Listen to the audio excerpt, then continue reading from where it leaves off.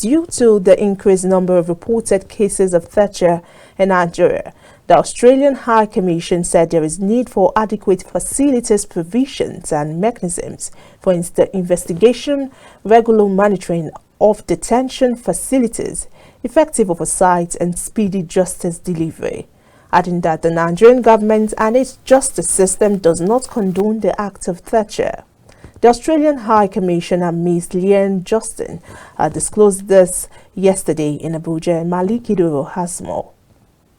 At the opening session of the capacity building for the members of the National Committee Against Torture, the Australian High Commissioner, Ms. Leanne Justin, noted that relevant stakeholders are putting in mechanisms to address the issues of torture.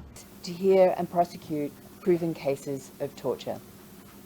On behalf of the Australian Government, I urge you to work with the Nigerian Government to put an end to what some perceive as the institutionalised practice of torture, and to brief members of the international community, such as myself, on the outcome of your visits to detention centres, your interviews with detainees, and the progress of the complaints lodged by victims and their progress through the courts.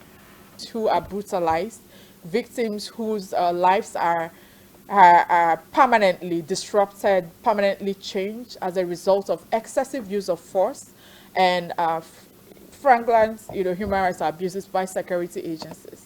And now, in this particular case, yesterday the ECOWAS court held that the Nigerian government had violated the African Charter on Human and People's Rights, which is signed up to protect, which prohibits torture, and awarded 60 million naira damages in support of the victim. Also speaking, Country Director, Advocate Sans Frontières France, Angela Owandu Uzoma Iwuchukwu, called for implementation of the Anti-Torture Act, adding that adequate punishment will be recommended as disciplinary measures for perpetrators in no time. Implementation of that act, that will go a long way in not only preventing torture, but also holding perpetrators to account. We believe very firmly, as I said earlier, that justice for victims of torture would not be enough unless perpetrators are held to account. And even more important is to put in place measures to prevent, in the first place, in a proactive measure, the commission of torture by security agencies. And one of the ways to do this is to send a very clear signal that there are consequences for the commission of torture.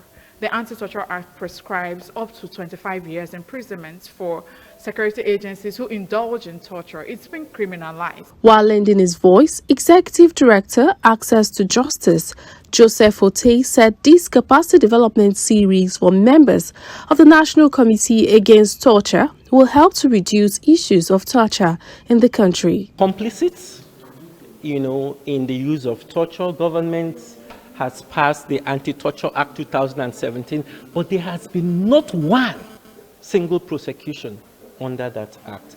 So government, to a far extent, has been an enabler of the use of torture.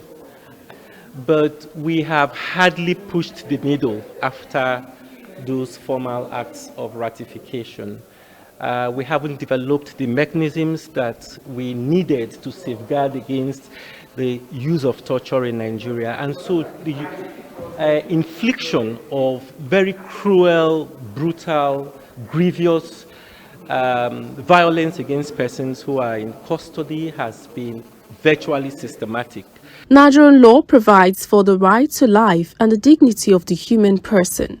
It remains inadequate in guaranteeing effective redress to victims of torture and accountability of the perpetrators.